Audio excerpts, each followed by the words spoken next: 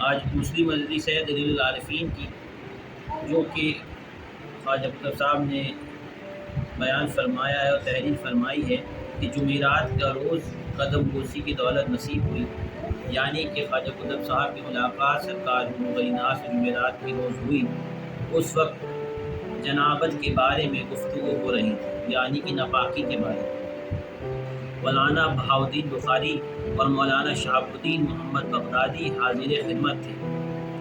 زبان مبارک سے فرمایا سرکار غریب نواز نے کہ انسان کے ہر بال تلے جنابت ہے، بس لازم ہے کہ جس جس بال کے تلے جنابت ہے وہ جگہ پانی سے پوچھے اور اپنے بالوں کو تر کرنا چاہیے۔ اگر ایک بال بھی خشک رہ جائے تو قیامت کے دن وہی بال اس سے جھگڑے گا، خشک یعنی سوکھا۔ پھر فرمایا کہ فتویٰ ظہیریہ میں نے دیکھا ہے کہ آدمی کا منہ پاک رہتا ہے جب تک جنابت کی حالت میں رہے، جو کچھ پانی وغیرہ پیے وہ ناپاک نہیں ہوتا، اگر وہ بے طہارت ہے یا جنبی ہے۔ یہ خالص مومن ہو کافر اس کا منہ پاک ہے۔ مطلب جب آدمی جنابت میں بھی رہتا ہے وہ دوران اس کے پورا جسم ناپاک رہتا ہے لیکن اس کا منہ پاک رہتا ہے۔ اس کے عوض ایک حدیث مجھے یاد ہے، اس کے اوپر ذکر ہو رہا ہے کہ ایک دفعہ حضرت ابو ہریرہ رضی اللہ تعالیٰ عنہ جنابت میں تھے، تو حضور نبی کریم صلی اللہ علیہ وسلم سامنے سے تشریف لا رہے تھے، تو جیسے ہی صحابہ کا طریقہ تھا کہ جب نبی کریم صلی اللہ علیہ وسلم کو دیکھتے تھے تو فوراً دستبوسی کر دیا کرتے تھے۔ تو جیسے ہی حضور کی آپ کو محسوس ہوا، معلوم ہوا کہ حضور سامنے سے تشریف لا رہے ہیں، تو حضرت ابو ہریرہ نے اپنا راستہ بدل لیا۔ تو جب حضرت ابو ہریرہ غسل کر کے واپس مسجد نبوی میں آئے تو حضور نبی کریم صلی اللہ علیہ وسلم نے پوچھا کہ ابو ہریرہ تم آ رہے تھے، آتے آتے راستے سے کہاں چلے گئے؟ تو آپ نے فرمایا کہ حضور میں جنابت میں تھا اس لیے میں آپ کے قریب نہیں آیا۔ تو حضور نبی کریم صلی اللہ علیہ وسلم نے جواب دیا کہ مومن کبھی ناپاک نہیں۔ ہم بیٹھے تھے کہ ایک اصحابی نے اٹھ کر پوچھا، یا رسول اللہ صلی اللہ علیہ وسلم، اگر کوئی جنبی ہو اور گرم ہوا چلتی ہو اور پسینے سے اس کے کپڑے تر ہو جائیں تو وہ کپڑے ناپاک ہو جائیں گے یا نہیں؟ فرمایا منہ پاک ہے، اگر کپڑے کو لگ جائے تو ناپاک نہیں ہوتا۔ اس میں بیان سے منہ کا ہو رہا ہے، جسم کا نہیں ہو رہا۔ اس کے علاوہ جو آپ کی فقہ میں جو چیز ہے اس کے بارے میں آپ معلوم کیجیے کہ شافعی مسلک اس بارے میں کیا کہتا ہے، تو اس سے آپ کو بہتر معلومات ہوگی کہ آپ علماء سے اس مسئلے میں رجوع کریں۔ الحمدللہ آپ کو اس بارے میں علم تو ہو گئے۔ بعد اس موقع کی مناسب فرمایا کہ میں نے خواجہ عثمان ہرمنی رضی اللہ تعالیٰ عنہ کی زبانی سنا ہے کہ جب آدم علیہ السلام بہشت سے باہر دنیا میں آئے اور حوا کے ساتھ صحبت کا اتفاق ہوا تو جبرائیل علیہ السلام نے آ کر کہا اٹھ کر غسل کرو، تو بہت خوش ہوئے اور کہا اے بھائی جبرائیل، اس غسل کا کچھ اجر اور جواب ملا، آپ کے بدن کے ہر بال کے بدلے 1 سال کی عبادت کا ثواب، اور پانی کا ہر ایک قطرہ جو آپ کے بدن سے چھوئے اس سے اللہ تعالیٰ ایک فرشتہ پیدا کیا ہے جو روز قیامت تک عبادت کرتا رہے گا اور اس عبادت کا ثواب آپ کو ملے گا۔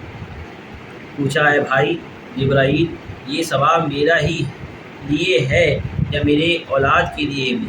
جواب ملا، جو تیرا فرزند مومن ہوگا اور حلال غسل کرے گا اس کے بالوں کی تعداد کے موافق اتنے ہی سالوں عبادت کے موافق اتنے ہی سالوں کی عبادت اس کے نامہ اعمال لکھ جائے گی، اور جو قطرہ اس کے بدن سے گرے گا ہر قطرے کی عوض ایک فرشتہ اللہ تعالیٰ پیدا کرے گا جو قیامت تک تسبیح میں مشغول رہے گا، اور اس کا ثواب اس مومن کو ملے گا۔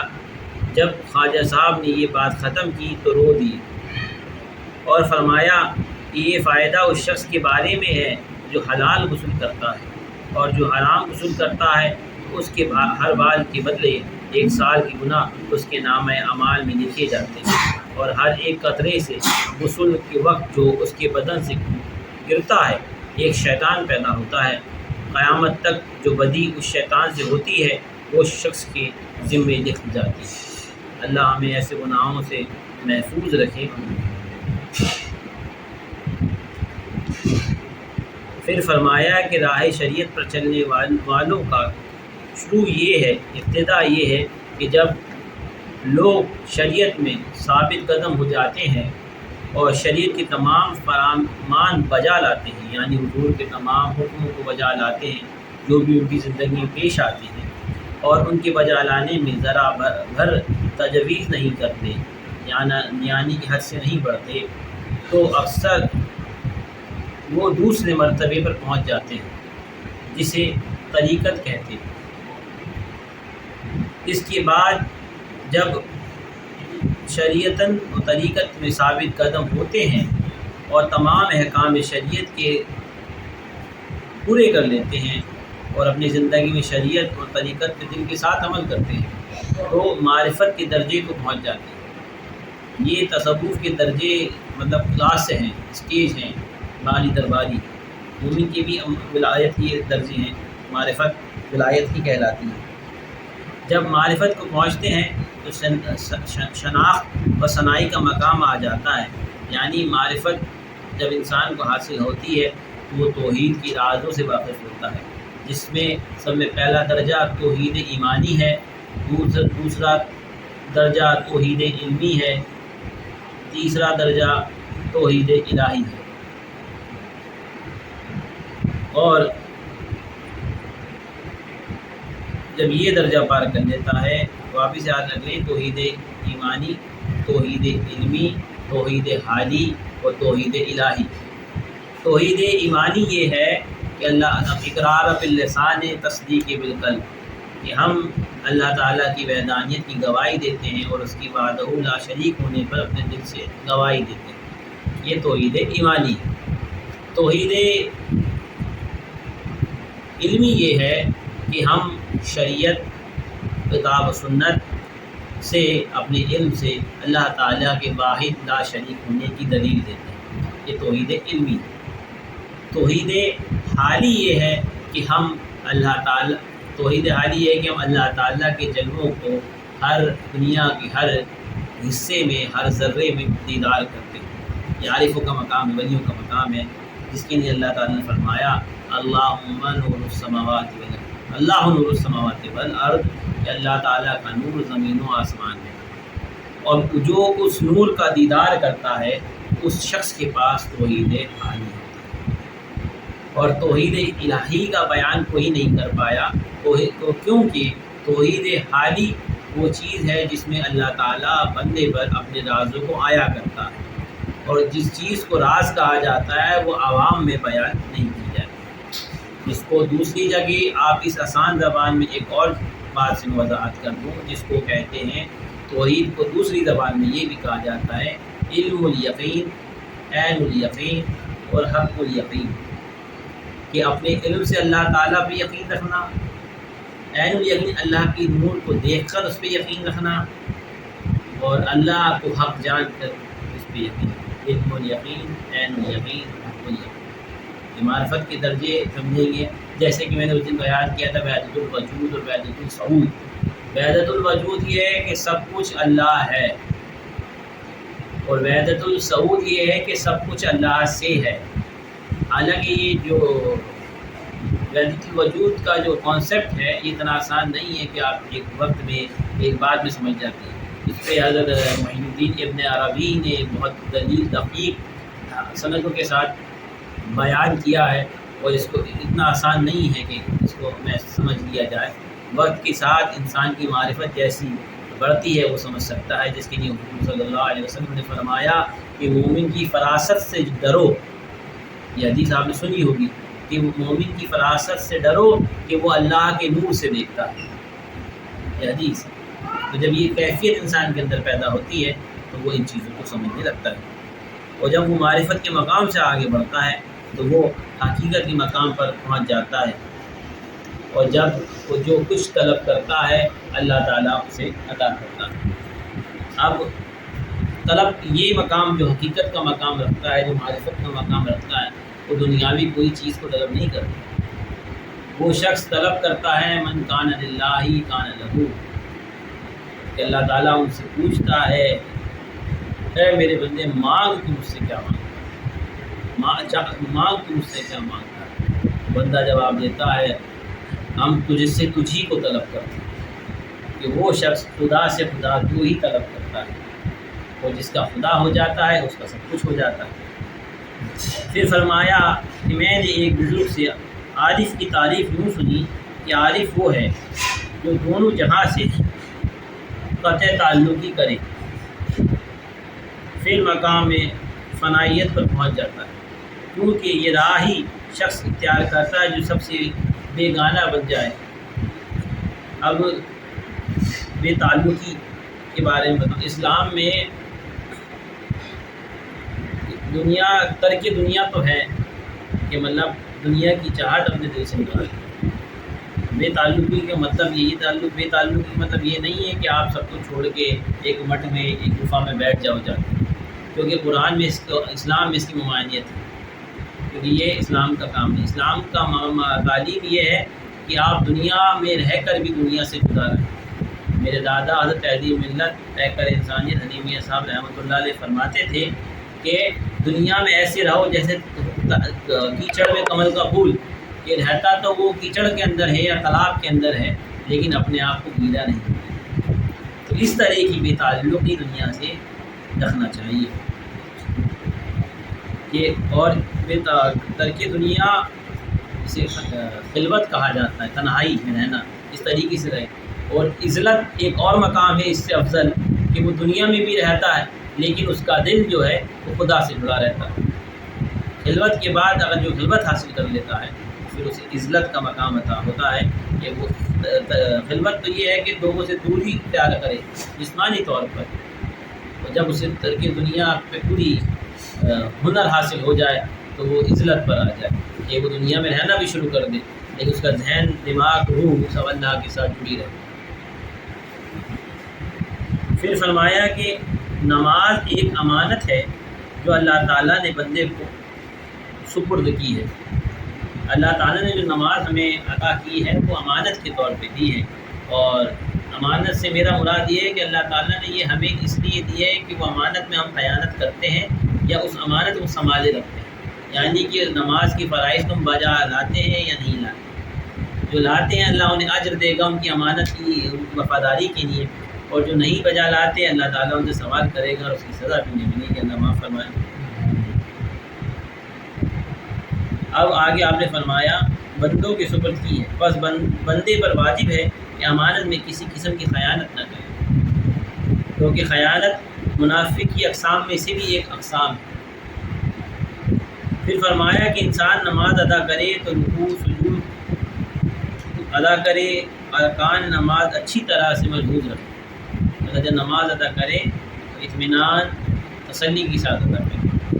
پھر فرمایا کہ میں نے صلاۃ المسعودی میں دیکھا ہے کہ جب لوگ نماز اچھی طرح ادا کرتے ہیں اور اس کے تمام حقوق بجا لاتے ہیں اور رکوع اور سجود اور قرأت تسبیح کا ملحوظ رکھتے ہیں تو فرشتے اس نماز کو آسمان پر لے جاتے ہیں، پھر اس نماز سے نور شائع ہوتا ہے اور آسمان کے دروازے کھل جاتے ہیں۔ جب وہ نماز عرش سے نیچے لائی جاتی ہے تو حکم ہوتا ہے کہ سجدہ کرو اور نماز ادا کرنے والے کے لیے بخشش مانگ۔ یہ نماز سے آسمان میں کہا جاتا ہے کیونکہ وہ تیرا حقوق اچھی طرح بجا لایا۔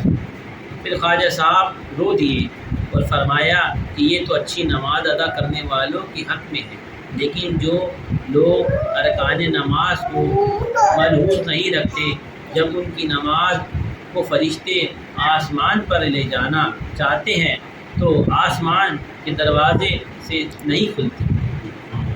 مطلب جو نماز جو لوگ صحیح سے ادا نہیں کرتے تو آسمان کے دروازے اس نماز کی قبولیت کے لیے نہیں کھلتے، اور حکم ہوتا ہے کہ اس نماز کو لے جا کر اسی نمازی کے منہ پر دے مارو۔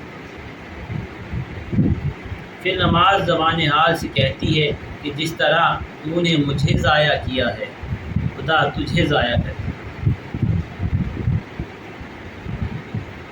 پھر فرمایا ایک مرتبہ بخارا میں دستار بندوں کے بیچ بیٹھا تھا تو ان میں سے یہ حکایت سنی کہ ایک مرتبہ پیغمبر خدا صلی اللہ علیہ وسلم نے ایک شخص کو نماز ادا کرتے ہوئے دیکھا جو رکوع و سجود نماز کا حق اچھی طرح ادا نہیں کرتا تھا۔ جب وہ نماز سے فارغ ہوا تو پوچھا کتنے عرصے سے اس طرح نماز ادا کر رہے ہو؟ عرض کیا یا رسول اللہ 20 سال سے اسی طرح ہی نماز ادا کر رہا۔ فرمایا 20 سال میں تو نے کوئی نماز ادا نہیں کی، اگر تو مر جائے گا تو میری سنت پر نہیں مرے گا، نماز پڑھے۔ پھر فرمایا کہ میں نے خواجہ ایک الخواجگاں ابو النور ابو منصور حضرت عثمان ہرونی قدس اللہ العزیز کی زبانی سنا ہے، قیامت کے دن سب سے پہلے نماز کا حساب انبیاء، اولیاء اور ہر مسلمان سے پوچھے، جو اس حساب سے صحیح نہیں ہو سکے گا وہ عذاب دوزخ میں مبتلا ہوگا۔ پھر فرمایا ایک مرتبہ کا ذکر ہے کہ میں شام کے قریب ایک شہر میں تھا جس کا نام میری یاد سے اتر گیا ہے۔ اس کے باہر ایک غار تھی جس میں ایک بزرگ شیخ احد محمد الواحد غزنوی رہتا تھا، اور جس کی وجود مبارک پر چمڑا ہی چمڑا تھا، یعنی کہ انہوں نے اپنی زندگی میں اتنا زہد و تقویٰ کر دیا تھا کہ ان کے جسم پہ صرف اسکن رہ گئی تھی، گوشت غائب ہو چکا تھا۔ انہوں نے اتنا زہد اور اتنے روزے رکھے، سجدے پر بیٹھے ہوئے ہیں، یعنی جانماز بیٹھے، اور 2 شیر اس کے پاس کھڑے تھے۔ میں نے شیروں کو دیکھ کر ڈر گیا، ان کے پاس نہ جا سکا۔ جب ان کی نگاہ مجھ پر پڑی تو فرمایا آ جاؤ، ڈرو نہیں۔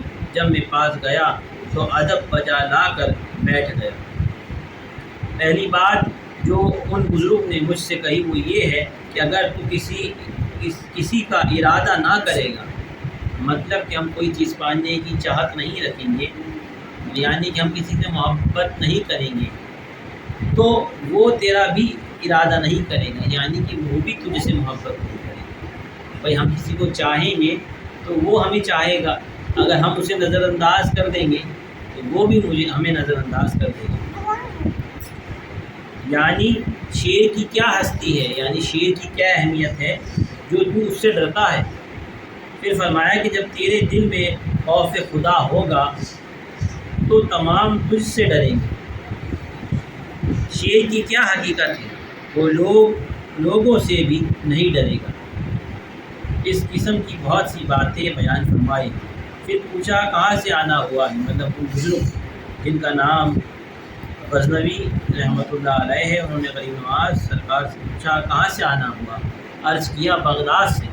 فرمایا انا مبارک ہو، لیکن لازم ہے کہ تم درویشوں کی خدمت کریں تاکہ بزرگ بن جائیں، لیکن سنو مجھے اس غار میں رہتے ہوئے کئی سال گزر گئے ہیں اور تمام خلقت گوشہ نشینی اور تنہائی اختیار کی ہے، لیکن 30 سال سے ایک چیز کے سبب رو رہا ہوں۔ یعنی بزرگ فرما رہے ہیں کہ میں نے 30 سال سے دنیا سے بے تعلق کی رکھی ہے، لیکن 30 سال سے میں ایک چیز کے لیے رو رہا ہوں، اس ڈر سے کہ ایک دن رات روتا ہوں، کہ دن میں بھی روتا ہوں رات میں بھی روتا ہوں۔ کہ میں نے پوچھا وہ کیا بات ہے، بڑے بھائینال نے اسے پوچھا۔ فرمایا جب میں نماز ادا کرتا ہوں تو اپنے آپ کو دیکھ کر روتا ہوں کہ اگر ذرا بھر شرط نماز ادا نہ ہوئی تو سب کچھ ضائع ہو جائے گا۔ اس وقت یہ طاعت میرے منہ پر دے ماریں گے، بس اے درویش اگر تو نماز کے حق سے پورا ادا کرے تو واقعی تو نے بڑا کام کیا ہے، نہیں تو اپنی عمر ضائع کرے گا۔ پھر یہ حدیث بیان فرمائی، رسول اللہ صلی اللہ علیہ وسلم فرماتے ہیں کہ اللہ تعالیٰ کے نزدیک کوئی گناہ دنیا میں اور کوئی دشمن قیامت میں اس سے بڑھ کر نہیں کہ نماز کو شرائط کے ساتھ نماز کو ادا نہ کرے۔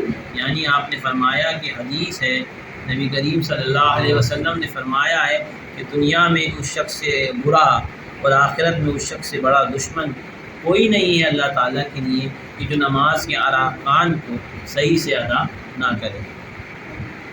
پھر فرمایا کہ میرے بدن پر جھریاں اور چمڑا دکھائی دیتا ہے، مطلب وہ بزرگ فرما رہے ہیں غزنوی رحمۃ اللہ علیہ کہ میرے جسم پہ ہڈیاں ہیں اور اسکن گوشت نہیں ہے، یہ اسی کی سبب سے ہے مجھے معلوم نہیں کہ آیا مجھ سے نماز کا حق ادا ہوا بھی ہے یا نہیں۔ یہ بات کہتے ہوئے ایک سیب اٹھایا جو اس کے پاس تھی، ان بزرگ نے سیب اٹھایا جو ان کے پاس تھی۔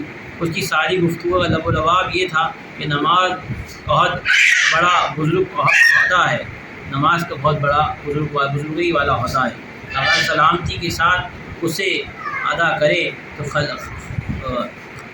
ثانی پاتا ہے اور فلاح پاتا ہے، نہیں تو شرمندہ رہتا ہے اور یہ چہرہ کسی کو نہیں دکھلا سکتا۔ پھر خواجہ صاحب نے آپ دیدہ یعنی آنکھوں میں آنسو لا کے فرمایا کہ اے درویش، نماز دین کا رکن ہے اور رکن ستون ہوتا ہے، یعنی پلر، ایک مکان کی بنیاد میں جو کام آتا ہے پلر ہوتا ہے۔ بس جب ستون قائم ہوگا تو گھر بھی قائم ہوگا، جب ستون نکل جائے گا تو چھت فوراً گر پڑے گی۔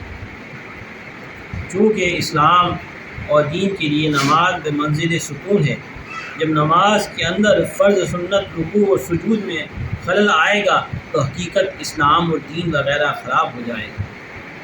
بعد ازاں فرمایا کہ صلاۃ المسعودی کی شرح میں امام زہری رحمۃ اللہ علیہ اسماء میں لکھتے ہیں کہ اللہ تعالیٰ نے کسی عبادت میں ایسی تاخیر و تشدید نہیں کی جیسی نماز کے لیے کی ہے۔ اللہ تعالیٰ نے جیسا حکم نماز کے لیے کیا ہے ویسا کسی عبادت کے لیے نہیں کیا۔ پھر اس موقع پر فرمایا کہ امام جعفر صادق رضی اللہ تعالیٰ عنہ، امام جعفر صادق بیٹے ہیں امام محمد باقر کے، امام محمد باقر بیٹے ہیں امام زین العابدین کے، امام زین العابدین بیٹے ہیں امام حسین۔ پھر اس موقع پر فرمایا امام جعفر صادق ابن سیدنا امام زین العابدین رضی اللہ تعالیٰ عنہ رعایت فرماتے ہیں کہ اللہ تعالیٰ نے قرآن مجید میں جا بجا نصیحت کی ہے کہ بعض ان میں سے بے لفظ خطاب اور بعض بطور تقریب اور بعض بطور ترہیب خوف دلانا 700 مقام پر ایسی نصیحتیں کی ہیں، نماز قائم کرو کیونکہ یہ دین کا ستون ہے۔ مطلب امام جعفر صادق فرما رہے ہیں کہ اللہ تعالیٰ نے قرآن میں 700 جگہ ایسی ہیں جہاں پہ قرآن نماز ادا کرنے کے بارے میں حکم فرمایا ہے، کہیں سمجھا کر، کہیں خوف سے اور کہیں علماً۔ تفسیر میں یہ لکھا ہے کہ قیامت کے روز 50 مختلف مقامات پر مختلف سوال ہر آدمی سے پوچھے جائیں گے۔ پہلا مقام پر اگر ایمان اور اس کی شرائط و صفات و شناخت باری تعالیٰ سے بال برابر بیان نہیں کر سکے گا تو وہی اسے سیدھے دوزخ میں بھیج دیا جائے گا۔ بعد ازاں دوسرے مقام پر نماز اور فرضی کی بابت سوال کریں گے اور عہد پر پوچھیں گے تو بہتر نہیں وہیں سے دوزخ میں بھیج دیا جائے گا، اگر شخص جواب نہ دے سکے گا تو وہاں سے دوزخ میں بھیج دیا جائے گا۔ پھر تیسرے مقام پر سنت نبی صلی اللہ علیہ وسلم کی بابت سوال ہوں گے اور ان سے اگر وہ جواب نہ دے پائے گا اور جواب دے پایا تو رہا کر دیا جائے گا اور جواب نہ دے پایا تو جہنم میں ڈال دیا جائے گا، ورنہ موکلوں کے ہاتھ پیغمبر صلی اللہ علیہ وسلم کی خدمت میں بھیجا جائے گا۔ اگر جواب دے گیا تو حضور کی بارگاہ میں اسے بھیج دیا جائے گا کہ یہ شخص آپ کی امت سے ہے جس نے سنت ادا کرنے میں کوتاہی نہیں کی، اور اس کے برعکس جو شخص حضور کی سنت صحیح سے ادا نہیں کرے گا اس شخص کو بھی حضور کی دربار میں بھیج دیا جائے گا اور حضور سے یہ کہا جائے گا کہ حضور یہ آپ کا امتی ہے کہ جس نے آپ کی سنت ادا نہیں کی۔ جب ان فوائد کو ختم کر چکی، مطلب یہ باتیں جب ختم ہو گئی تو حضور سرکار غریب نواز زار و قطار ہوئے اور یہ الفاظ زبان مبارک سے فرمایا کہ افسوس اس شخص پر، یہ جو جملہ آئے گا یہ جملہ میرے دادا عبد العلی میاں صاحب رحمۃ اللہ علیہ بھی فرما کر رو دیا کرتے تھے۔ یہ جملہ اس کتاب میں تحریر میں کچھ الگ ہے اور وہ جملہ تھوڑا سا الفاظ کے ساتھ وہ اپنے الفاظ میں بیان کرتے تو کچھ الگ ہے۔ حضور نے فرمایا، سرکار غریب نواز نے قیامت کے دن پیغمبر خدا صلی اللہ علیہ وسلم سے شرمندہ ہوگا، یعنی اس کو یوں سمجھے، میرے دادا فرماتے تھے اس شخص کا مقام کہاں ہوگا کہ جو روزہ آخرت حضور نبی کریم صلی اللہ علیہ وسلم کے سامنے کھڑا ہونے سے شرمندہ ہوگا۔ اس لیے کہا جاتا ہے کہ حضور کی سرخرویت اور سرخرویت ایمان کی دعا مانگی جائے کہ روز آخرت ہمیں حضور کے سامنے پیش کیا جائے تو حضور ہم سے خوش ہوں، نہ کہ ہم ان سے شرمندہ۔ تو کس کے پاس جائے گا؟ اور جب جو شخص حضور سے ہی شرمندہ ہو جائے تو اس کے پاس کوئی اور دوسری جگہ بچتی نہیں ہے کہ وہ کہاں جا کے طلب کرے۔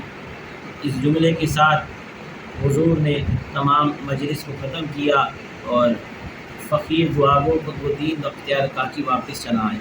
اس نماز کی جو سرکار کائنات نے بیان فرمائی ہے، اس میں ایک اور واقعہ میں بیان کروں کہ ایک دفعہ ایک شخص سرکار حضور کائنات کے سامنے بھی نماز پڑھ رہا تھا۔ وہ نماز اتنی تیزی کے ساتھ پڑھ رہا تھا کہ کوئی بھی صورت اور سورۃ فاتحہ کو پورا نہیں پڑھ سکتا تھا اور اس کی ادائیگی بھی روانگی کے ساتھ تھی۔ تو سرکار حضور کائنات نے اس شخص سے پوچھا کہ تم کتنے سال سے نماز پڑھتے ہو؟ اس شخص نے کہا کہ 20 سال سے نماز پڑھتا ہوں۔ تو آپ نے فرمایا کہ تمہاری ایک نماز بھی قبول نہیں ہے۔ پھر اس کے اوپر ایک حدیث آپ نے فرمائی الصلاۃ معراج المؤمنین، کہ مومن کے لیے نماز معراج ہے۔ لا صلاۃ الا بحضور القلب، لیکن اگر تمہارا کنسنٹریشن، تمہاری قلب، تمہارے ہارٹ، تمہارے دل کی حضوری اس میں نہیں ہے، مطلب تمہاری نماز میں تمہارا دل شامل نہیں ہے، تمہاری نیت شامل نہیں ہے، اس میں جسم شامل ہے، تو تمہاری نماز نہیں ہے۔ لا صلاۃ الا بحضور القلب، بغیر حضور قلب کے نماز نہیں ہے۔ نماز ظاہرہ عبادت کا نام نہیں ہے، نماز میں ظاہر اور باطن دونوں رب کی طرف رجوع ہو تو وہ نماز ہے، اور وہی نماز قابل قبول ہے۔ اللہ تعالیٰ ہماری نمازوں میں، ہماری عبادات میں حضور قلب عطا فرمائے، آمین۔ انشاءاللہ تعالیٰ پھر کل آگے اور سنیں گے۔